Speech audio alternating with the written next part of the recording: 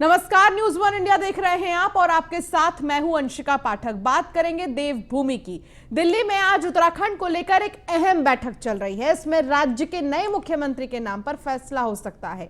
इस बैठक में बीजेपी अध्यक्ष जेपी नड्डा और बीजेपी महासचिव संगठन बीएल संतोष मौजूद हैं। इस बैठक में बीजेपी प्रदेशाध्यक्ष मदन कौशिक और कार्यवाहक मुख्यमंत्री पुष्कर सिंह धामी भी हैं। उत्तराखंड में नए मुख्यमंत्री के नाम पर तरह तरह की अटकलें लगाई जा रही हैं। इनके मुताबिक पुष्कर सिंह धामी का नाम अभी सबसे आगे है। धामी के अलावा सांसद धन सिंह रावत, अनिल बलूनी और रमेश पोखरियाल निशंक का नाम भी चर्चा में है। कांग्रेस से आए सतपाल महाराज का नाम भी मुख्यमंत्री पद की दौड़ में बताया जा रहा है। तो पुष्कर सिंह धामी के लिए अब तक 5 विधायक इस्तीफा की पेशकश कर चुके हैं। बीजेपी ने उत्तराखंड में विधायक दल के नेता के चुनाव के लिए केंद्रीय पर्यवेक्षक और सह पर्यवेक्षक की नियुक्ति की है, जिसमें कि राजनाथ सिंह पर्यवेक्षक हैं और सह पर्यवेक्षक के रूप में मीनाक्षी लेखक को चुना गया है। तो वैसे तो उत्तराखंड और उत्तर प्रदेश दोनों ही राज्यों के लिए पर्यवेक्षक चुने गए हैं, लेकिन उत्तराखंड के लिए राजनाथ सिंह और मीनाक्षी लेखी हैं पर्यवेक्षक के रूप में नियुक्त किए गए हैं। और इसके साथ ही बहुत जल्द ये पता चल जाएगा कि आखिर उत्तराखंड का मुख्यमंत्री कौन होगा। इसको लेकर अभी भी बैठक जारी है। तो मंत्रिमंडल गठन के बारे में चर्चा की संभावना है। पुष्कर सिंह धामी का नाम सबसे आगे है सीएम की लिस्ट में। संसद भवन पहुंचे हैं पुष्कर सिंह धामी, जहां वो मुलाकात कर रहे हैं पीएम मोदी से, अमित शाह से, अनिल बलूनी उनके साथ मौजूद हैं।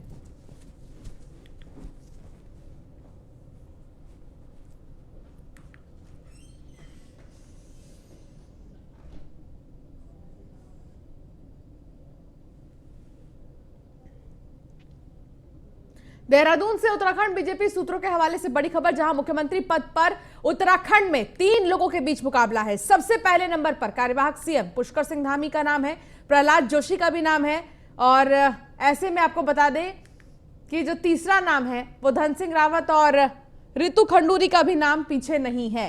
तो ये वो नाम है जो सबसे आगे हैं रेस में मुख्यमंत्री के, लेकिन चर्चा अभी जारी है। इस चर्चा के बाद ही नामों पर मुहर लग पाएगा कि आखिर कौन होगा उत्तराखंड का मुख्यमंत्री।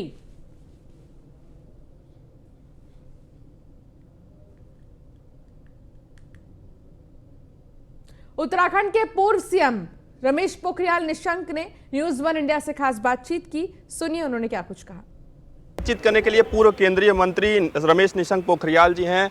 सर, आज प्रधानमंत्री ने संसदीय दल की बैठक बुलाई, क्या कुछ उन्होंने मंत्र दिया? क्योंकि जिस प्रकार से 4 राज्यों में किसी भारतीय जनता पार्टी को पूर्ण बहुमत प्राप्त हुआ है, क्या कुछ कहा उन्होंने? देखिए, यदि इस चुनाव को आप देखेंगे तो कई दृष्टि से ये देश को एक नई दिशा देने वाला चुनाव हुआ है। लोगों ने जाति, धर्म, क्षेत्र सबको और परिवारवाद को, इस सबको एक तरफ रख करके विकास पर और विश्वास पर और सबके साथ चलने पर और सबके प्रयास पर ज़्यादा जोर दिया है। और यही प्रधानमंत्री का मंत्र भी है कि सबका साथ हो, सबका विकास हो, सबका विश्वास हो, सबका प्रयास हो। और उसका रिजल्ट इस समय दिखा है। और यही उन्होंने मंत्र दिया कि इस अभियान को आगे बढ़ाना चाहिए ताकि राष्ट्र श्रेष्ठता की ओर बढ़ सके। परिवारवाद को भी लेकर उन्होंने जिक्र किया। किस प्रकार से देखा गया था चुनाव में कि लगातार भारतीय जनता पार्टी की ओर से कहा गया कि एक परिवार से एक ही टिकट मिलेगा। इसको लेकर भी उन्होंने कहीं ना कहीं जिक्र किया कि अगर कोई नाराज है तो इसका दोषी मैं हूँ। नहीं, देखिए, वो तो शुरू से जब परिवारवाद पर चोट करते रहे हैं, परिवारवाद पर ही चोट तो किया प्रधानमंत्री ने हमेशा कि ये परिवारवाद ने बेड़ा गर्क किया देश का, और इसलिए अब ये परिवारवाद नहीं चलेगा। ये आखिरी सवाल रहेगा सर, उत्तराखंड में भी आप लोगों को बहुमत मिला है। सबसे बड़ा सवाल है कि मुख्यमंत्री कौन बनेगा। आपका भी नाम, एक नाम जो है वो चर्चा में है। बहुमत ही नहीं मिला, बहुत ही प्रचंड बहुमत मिला है। और हमने मिथक को तोड़ा है कि एक बार कांग्रेस, एक बार बीजेपी, एक बार फिर कांग्रेस। इस मिथक को इस समय तोड़ा है। पिछली बार भी हम भारी बहुमत से सरकार में आए थे और इस समय भी प्रचंड बहुमत से सरकार में हम लोग बना रहे हैं। विधानमंडल दल की बैठक होगी, नेता तय करेंगे, मुख्यमंत्री का नाम जल्दी आपके सामने होगा। धन्यवाद सर। तो ये थे हमारे साथ रमेश निशंक पोखरियाल जी, जिनका साफ तौर पे कहना है कि विधानमंडल की जब बैठक होगी तो मुख्यमंत्री का जो नाम है वो निकलकर जल्द से जल्द सामने आ जाएगा। वीडियो जर्नलिस्ट गोसाई के साथ पीयूष तिवारी, नई। तो वहीं दिल्ली में बीजेपी मुख्यालय पहुंचे उत्तराखंड सरकार में मंत्री अरविंद पांडे ने न्यूज वन इंडिया से खास बातचीत की। अरविंद पांडे ने कहा कि बीजेपी को जनता ने जनादेश दिया है, जिसका हम सम्मान करते हैं। साथ ही उनका कहना था कि केंद्रीय नेतृत्व तय करेगा कि कौन मंत्री और कौन मुख्यमंत्री बनेगा। सुनिए क्या कुछ कहा अरविंद पांडे ने। क्या उत्तराखंड में किस प्रकार से देखते हैं? जब आम जनता के मन के अनुरूप देश में बदलाव हो रहा हो और जनता के विश्वास पर नेता खड़े उतर गए हों, तो निश्चित ही जनता खेल बंद करके देश और अपने प्रदेश के विकास के लिए वोट डालती है। और उसी कड़ी में आज उत्तराखंड की जनता ने डबल इंजन को स्वीकार किया है। डबल इंजन पर वोट डालकर उसको स्वीकार करते हुए भारतीय जनता पार्टी की सरकार दोबारा बनाने का काम किया है। मैं उत्तराखंड प्रदेश की जनता का मैं धन्यवाद देना चाहूँगा। आखिरी सवाल रहेगा सर, जिस प्रकार से मुख्यमंत्री के नाम को लेकर कई चर्चाएं चल रही हैं, आप क्या सोचते हैं आखिरकार उत्तराखंड के नेतृत्व किसके हाथ में रहने वाला है आपकी बार? भारतीय जनता पार्टी के हाथ में नेतृत्व रहने वाला है और हमारे जो केंद्रीय नेतृत्व है ये जो तय करेगा हमारे यहाँ मुख्यमंत्री कौन बनेगा, मंत्री कौन बनेगा, टिकट किसको मिलेगा किसको नहीं मिलेगा, ये हमारा केंद्रीय नेतृत्व तय करता है और जो निर्देश होगा उसका हम पालन करेंगे। धन्यवाद सर। तो ये थे हमारे साथ अरविंद पांडे जी, जिनका साफ तौर पे कहना है कि ये केंद्रीय नेतृत्व तय करेगा कि कौन मंत्री बनेगा, कौन मुख्यमंत्री बनेगा, और जो बैठक है वो चल रही है। वीडियो जर्नलिस्ट नयन गोसाई के साथ पीयूष तिवारी, नई दिल्ली। तो आज उत्तराखंड में करारी हार के बाद कांग्रेस नेताओं में आरोप प्रत्यारोप का दौर जारी है। कांग्रेस के कार्यवाहक प्रदेश अध्यक्ष रणजीत रावत के आरोप के बाद अब पूर्व मुख्यमंत्री हरीश रावत ने सफाई दी है। हरीश रावत ने भावुक होकर कहा कि अगर मैंने कुछ गलत किया तो मुझे खड्ड में दबा दिया जाए। टिकट और पार्टी के पोस्ट बचाने के आरोप पर हरीश रावत ने कहा कि होलिका जल रही है, कांग्रेस हरीश रावत नाम की बुराई को भी उसमें जला दे। तो ये आप देख रहे हैं ट्वीट हरीश रावत का है, जहां उन्होंने अपनी सफाई दी है उन पर लगे आरोपों पर। लास्ट में उन्होंने लिखा है कि पार्टी मुझे निष्कासित कर दे।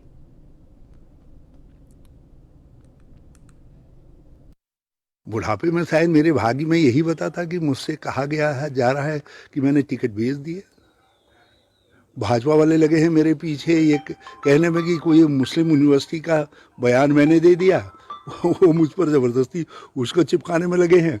पड़े में 2 लात मारने के लिए हमारे अपने लोग भी कह दे रहे हैं कि साहब मैंने टिकट भेज दिया।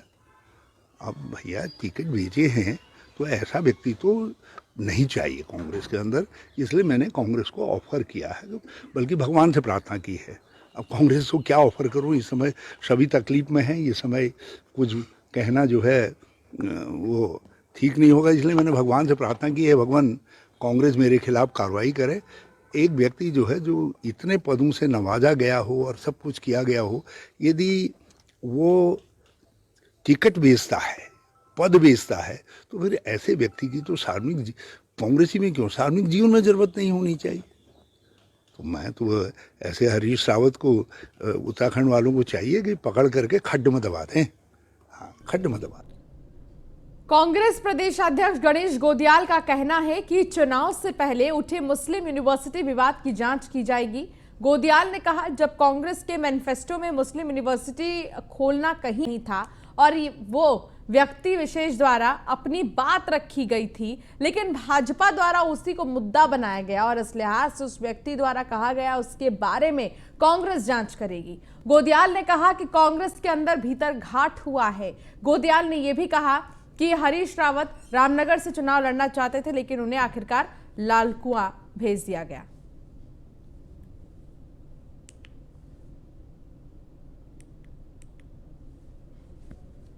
कांग्रेस ये बात सत्य है कि एक व्यक्ति ने एक यूनिवर्सिटी खोलने की बात कही और वो कोई इतनी बड़ी बात नहीं थी कि वो कोई कांग्रेस का कोई बहुत बड़ा पदाधिकारी वो व्यक्ति नहीं था, वो कांग्रेस की थीम लाइन नहीं थी, वो कांग्रेस की पॉलिसी में कहीं नहीं था यूनिवर्सिटी खोलने का। लेकिन एक व्यक्ति ने कहा, अब ये जांच का विषय है, पड़ताल का विषय है कि उस व्यक्ति ने अपनी मर्जी से कहा, किसी के कहलाने पर कहा, किसी के उकसाने पर कहा, और उसके बाद भारतीय जनता पार्टी ने उस चीज़ को तिल का ताड़ बना दिया प्रधानमंत्री जी ने उस बात को स्वयं अपने मुंह से कह दिया और उसके बाद कांग्रेस पर उस बात को जबरदस्ती चिपका दिया गया कि कांग्रेस ने बोला, कांग्रेस ने कहा। कांग्रेस ने कहा कांग्रेस का कहना अगर प्रीतम सिंह जी कहते, हरीश रावत जी कहते, मैं कहता, कोई और प्रभारी जी कहते, कोई सीनियर लीडर कहता तो बात मानी जाती। एक कार्यकर्ता ने मांग की और वो कार्यकर्ता ने मांग की और उसको कांग्रेस का थीम लाइन बना दिया गया। ये भारतीय जनता पार्टी का वोटों के ध्रुवीकरण करने का जो प्रयास था वो सब। उत्तराखंड में भारतीय जनता पार्टी की प्रचंड बहुमत से सरकार बन चुकी है। मुख्यमंत्री कौन होगा, कैबिनेट में किसे किसे जगह मिलेगी, इस पर कयास लगाए जा रहे हैं।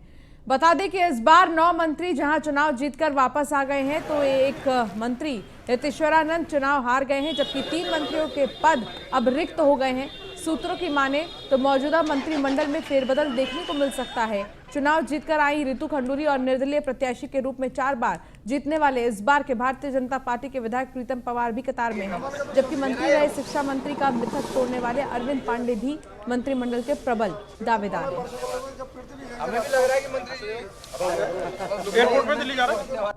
देखिए, ऐसा है, मैं जैसा संगठन निर्णय लेगा, यमकेश्वर से मुझे कोटद्वार भेजा, मैं वहाँ गई, वहाँ से जीत कर आई हूँ। तो एक डिसिप्लिन्ड कार्यकर्ता हूँ, जो संगठन कहेगा, जैसा संगठन कहेगा वैसा होगा। आपकी सीट पर योगी जी भी आए थे, तो क्या माना जाए योगी मैजिक भी रहा? बिल्कुल रहा, जबरदस्त योगी मैजिक। और जिस तरह का कार्यक्रम हमने कोटद्वार में किया, वो 22 सालों में लोग कहते हैं पहली बार ऐसा इतना जबरदस्त कार्यक्रम हुआ। तो बिल्कुल योगी मैजिक तो था ही। यह व्यक्ति आधारित पार्टी नहीं है, यहाँ संगठन को महत्व दिया जाता है। संगठन का जो निर्देश होगा, हमारी पार्टी के वरिष्ठ नेता हैं, जो इनका आदेश होगा उस आदेश का 100% पालन किया जाएगा। हम लोग तो छोटे से कार्यकर्ता हैं, विधायक पार्टी ने बनाया है, ये पार्टी का हम पे बहुत बड़ा एक एहसान है। और हम लोग के यहाँ कोई मुख्यमंत्री नहीं होता, कोई मंत्री नहीं होता। जो संगठन का निर्देश होगा, जो हमारे केंद्रीय नेतृत्व का निर्देश होगा, उसका पालन किया जाएगा। मिथक टूटा तो कुछ पार्टी और अच्छा करेगी। यह मिथक भी टूटा है तो यह उत्तराखंड प्रदेश की जो महान जनता है, इनकी वजह से है, भगवान की कृपा है। और जो हिंदुस्तान के प्रधानमंत्री जी हैं, जो नए भारत के निर्माण के लिए काम कर रहे हैं, उसी पे आम जनता ने मोहर लगाई है। हम उसकी वजह से जीते हैं। यह मिथक भी उनकी वजह से ही टूटा है, इसमें मेरा व्यक्तिगत कोई योगदान नहीं है।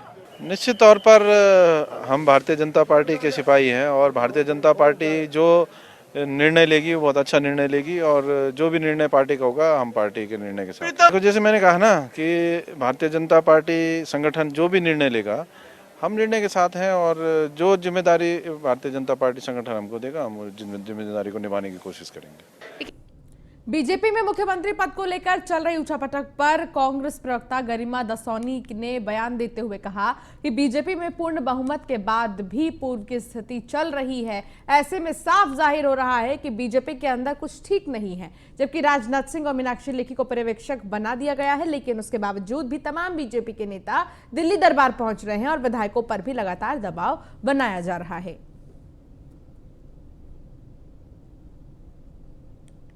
लोग दिल्ली दरबार की ओर वहां की स्थिति क्यों बन रही है और एक राजनीतिक अस्थिरता प्रदेश के ऊपर क्यों गहराई हुई है। कहीं ना कहीं ऐसा लग रहा है कि मैंडेट का सम्मान नहीं हो पा रहा है। इतना बढ़िया मैंडेट मिलने के बाद भी आज जिस तरह से मुख्यमंत्री के चेहरे को लेकर एक असमंजस की स्थिति भारतीय जनता पार्टी के अंदर देखने को मिल रही है।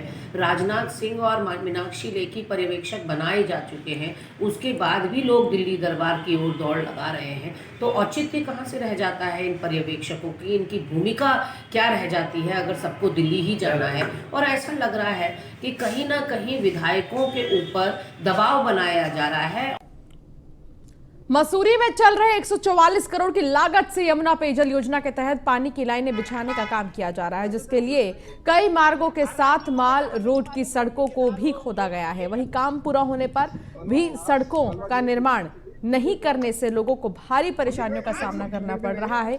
कुछ जगहों पर सड़कों की मरम्मत नहीं होने से पानी की लाइनें भी टूट गई हैं, जिससे लोग पानी के लिए भी तरस रहे हैं। पर इस बात से ना तो जल निगम को कोई फर्क पड़ रहा है और ना ही कार्यदायी संस्था और ठेकेदार को कोई लेना देना है। बीजेपी नेता अमित भट्ट का कहना है कि वो इस मामले में पूर्व कैबिनेट मंत्री गणेश जोशी से बात करेंगे, क्योंकि उनके तरफ से ही योजना को स्वीकृति दी गई थी।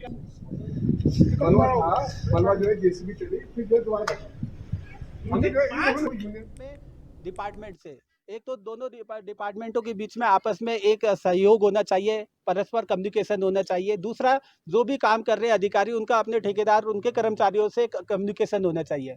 आज सुबह जब मैं कल मसूरी पहुंचा तो मदन मोहन शर्मा जी ने की हालत हमने देखी कि वो पड़ोसियों के होटल से पानी ले रहे हैं। एक सीनियर सिटीजन है, हार्ट के पेशेंट है। ये तो शर्म वाली बात है हम लोगों के लिए। जब हमने उत्तेजित होकर आगे कदम उठाया तो तब जाके उन्होंने इतना तेज एक्शन लिया। मगर गजब की बात है कि आज सुबह से एई का नंबर नहीं लग रहा है। जल निगम एई का नंबर सुबह से नहीं लग रहा है और जल निगम जेई ने कम से कम 10-12, जब मैंने उन्हें 10-12 कॉल करी तो तब जाके उन्होंने 13वीं-14वीं कॉल उठाई। बाकी हमने जल संस्थान के जेई मान सिंह राव जी को बोला है कि अगर आज हमारे अंकल जी के यहाँ पानी नहीं आता है तो हम कल से अपने कर्मचारी माल रोड पे मत भेजिएगा। डिपार्टमेंट आम जनता को ही कष्ट होने लगे तो अधिकारियों को सचेत होना चाहिए। मेरी पहली कंप्लेंट 5 दिन पहले की नोट है जल संस्थान के कार्यालय में, दूसरे दिन फिर है, तीसरे दिन फिर है। लगातार आप रजिस्टर कंप्लेंट का देखें, 5 दिन से कंप्लेंट नोट है। जब आज 2 दिन पहले ये भट्ट जी वापस आए, इनसे कहा गया तो ये इन्होंने जाके कार्यालय में दोबारा कंप्लेंट करी और फिर बात करी तो कुछ कार्य मुझे प्रगति पे होता हुआ दिख रहा है। आप मेरे घर के बराबर में लक्स माउंट होटल और वैली व्यू होटल है, दोनों से जाके पूछिए कि रोज बेचारे 2 बाल्टी पानी देके जाते हैं या नहीं देके जाते हैं। मतलब एक बूंद भी नहीं, एक बूंद तो अलग चीज शब्द है, एक बूंद आ रहा होगा, एक बूंद। पौड़ी में होलियारों की टोली गांव-गांव और शहरी क्षेत्रों में घूम रही है। होलियारों का दल पिछले 8 साल से पहाड़ की पारंपरिक होली की संस्कृति को बचाने के लिए निरंतर प्रयास कर रहा है, जिसमें सफेद पोशाक और काली टोपी पहनकर होलियारे का जो दल है वो पहाड़ी होली गायन और पहाड़ी वेशभूषा में नृत्य कर होली को मना रही है।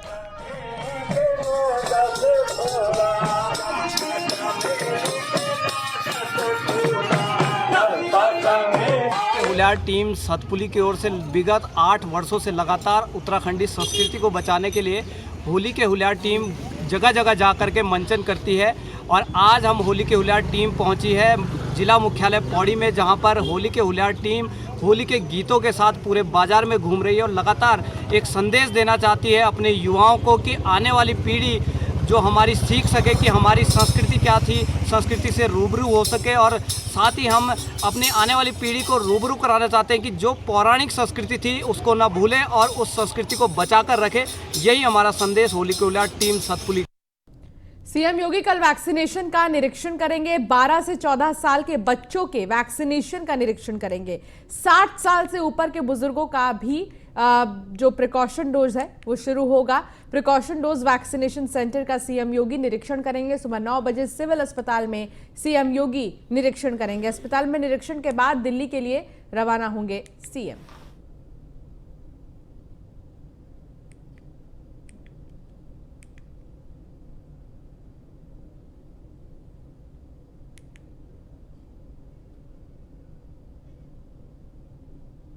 लालकुआं में आगामी होली और शब-ए बारात के त्योहार को देखते हुए कोतवाली परिसर में पीस कमेटी की बैठक आयोजित की गई।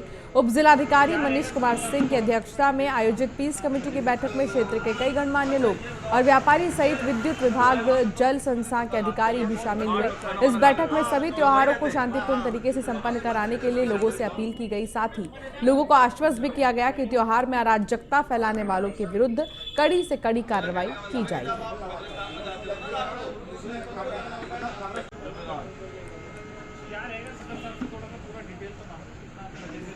देखिए, सुबेरात और होली 2 पर्व एक साथ पड़ रहे हैं, उसको देखते हुए एक शांति कमेटी की बैठक लालकुआं थाने में जो आयोजित किया गया था। और इसमें मुख्य रूप से जो व्यवस्थाएं प्रशासन की ओर से होनी चाहिए, जैसे सफाई व्यवस्था है, पानी की व्यवस्था है, बिजली की व्यवस्था है, इसके लिए संबंधित विभागों को निर्देश दिए गए। और साथ ही साथ अमन चैन के साथ, शांति के साथ ये त्यौहार मनाया जा सके, उसके लिए विभिन्न पक्षों से बातचीत कर उनसे आपसी सौहार्दपूर्वक ढंग से मनाने के लिए निर्देश या अपेक्षा की गई।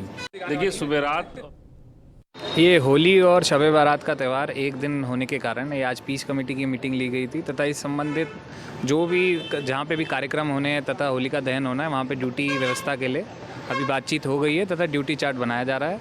आगे भी पुलिस गश्त और पुलिस पिकेट्स फील्ड में रहेंगी जिससे कोई भी ऐसी शांति भंग या फिर कानून व्यवस्था में कोई। उधम सिंह नगर के दिनेशपुर नगर पंचायत की बोर्ड मीटिंग में नगर पंचायत क्षेत्र में विकास के लिए विभिन्न मुद्दों पर चर्चा हुई। इस दौरान नगर पंचायत में सभी सभासद, अध्यक्ष और अधिशासी अधिकारी समेत नियमित सभासद बोर्ड मीटिंग में शामिल हुए। वित्तीय साल के अंत में नगर पंचायत के आय व्यय पर चर्चा हुई है। हमारे ये सफाई पे, स्वच्छता, इन बिंदुओं पे हमारी ये जो अब 1 अप्रैल से, क्योंकि मार्च क्लोजिंग हो चुका है, हमारे जितने भी चले थे, मतलब जो हमारे ठेके जो भी चले थे, जैसे तहबाजारी, पार्किंग जो भी, तो इनकी क्लोजिंग हो जाएगी। तो नेक्स्ट उसमें हम दोबारा से इसको क्रियान्वित करेंगे, उसी पर चर्चा की गई। इसके अलावा हमारे ये सफाई पे, स्वच्छता, अभी स्वच्छता वो चल रहा है, स्वच्छता फीडबैक चल रहा है लोगों का, उससे सारे वार्ड मेंबर हमारे अवेयर हो जाए, वो भी अपने तरीके से स्वच्छता के प्रति लोगों को जागरूक करें, उस पर हमारी चर्चा हुई। आज बोर्ड की बैठक इसलिए बुलाया गया है, जो हमारे कार्यकाल जो मार्च लास्ट हो रहा है, इसको जो पहले कार्यकाल में कोरोना को देखते हुए जो हमने काम किया है, किस तरीके से हमारा वसूली किए गए हैं और कैसे वसूली नहीं किए गए, इसके बिंदु पर हम लोगों ने चर्चा किया और आगे हम कैसे काम करना है, इसी बिंदु को लेकर। प्रसिद्ध पर्यटन स्थल देवलसारी, औंतड़ और तेवा की हसीन वादियों में माया प्रोडक्शन के बैनर तले Hindi film for line paradise का फिल्मांकन शुरू हो गया है। इस मौके पर भाजपा के मंडल अध्यक्ष हीरा मणि गौड़ और निर्माता राकेश धामी, राजेश मालगुड़ी ने गणेश वंदना के साथ ही फिल्म की शूटिंग का फिल्मांकन प्रारंभ किया है। भाजपा मंडल अध्यक्ष हीरा मणि गौड़ ने कहा कि औंतड़ देवलसारी की खूबसूरती गढ़वाली फिल्मों से लेकर हिंदी फिल्मों के लिए बेहतरीन है, लेकिन प्रचार प्रसार के अभाव ये क्षेत्र पिछड़ा हुआ है। उन्होंने संस्कृति से जुड़े हुए कलाकारों का आभार व्यक्त करते हुए कहा कि देवलसारी क्षेत्र की हसीन वादियों से किसी भी फिल्म के फिल्मांकन में स्थानीय लोग भी उनका भरपूर सहयोग प्रदान करेंगे।